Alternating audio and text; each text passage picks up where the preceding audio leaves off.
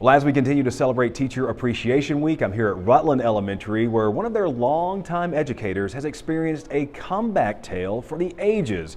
She's an incredible, very humble woman. I'm extremely honored to share her story. Go look at that one again. Are you sure that's a 3? Meet fourth grade teacher Cindy Osborne. She exemplifies everything good in the teaching profession. In fact, last school year, she was Rutland's Teacher of the Year. She is a leader.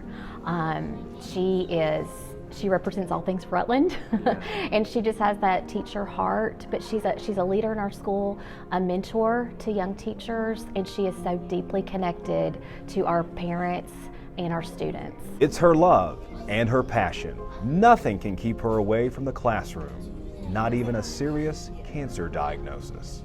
Myelofibrosis is a rare disease a rare cancer of the bone marrow. It is most often diagnosed in men over 60. I was 40 when I was diagnosed. Back in 2007, Cindy would start her teaching career at Rutland. That would also be the same year that myelofibrosis would be detected in her body, just through routine blood work and really no symptoms. Her world changed immediately. My doctor found it with not random, but regular blood work. And he actually lived near me, and he called and said, "I have your blood work at home. Can I come over and talk to you about it?" Being a single mother and having 2 daughters to support at the time of her diagnosis, teaching was her means of survival. But when cancer intervened, survival took on a whole new meaning, and ultimately, it was time for advanced treatment, including chemo. That took place around a year ago, with her sister being a donor to help remedy her sickness.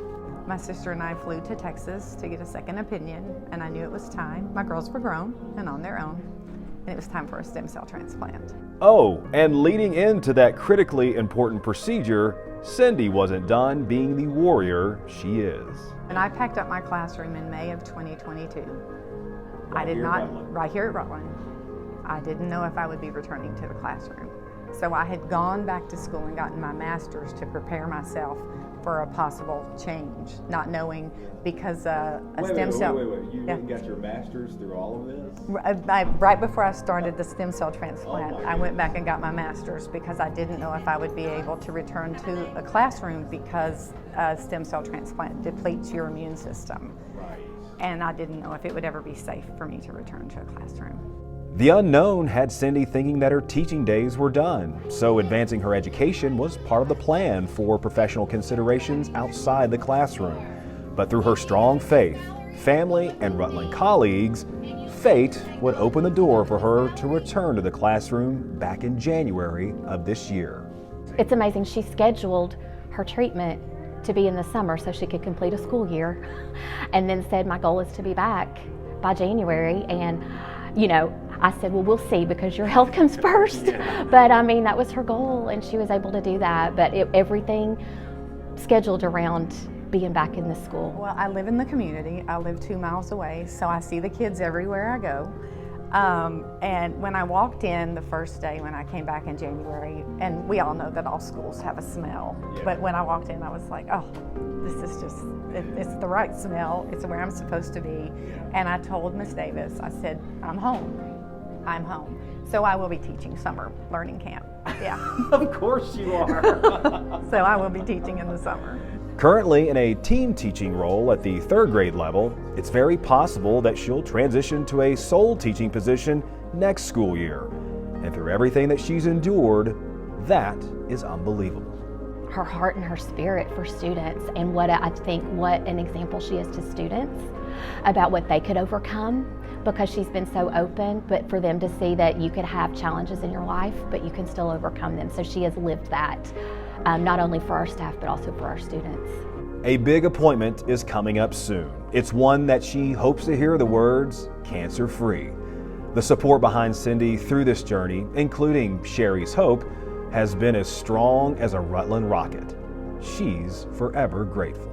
I didn't know if I was going to be able to come back. And everything that I had read, nobody with a stem cell transplant returns to teaching. And I've been back since January. Feeling good? I feel good. I walk every day. Walked to school with the students yesterday. I helped do the production of our spring musical. I just came back, I just dove right in. It's just what we do. It's what I do. Yeah, it does change your perspective. So as we think about Teacher Appreciation Week, think of Cindy. There's nothing that can keep her away from helping students in the classroom. Cancer tried, but so far has failed. Cindy's strength is something to behold. She's a winner. She's dedicated beyond measure, and she wants the very best for students.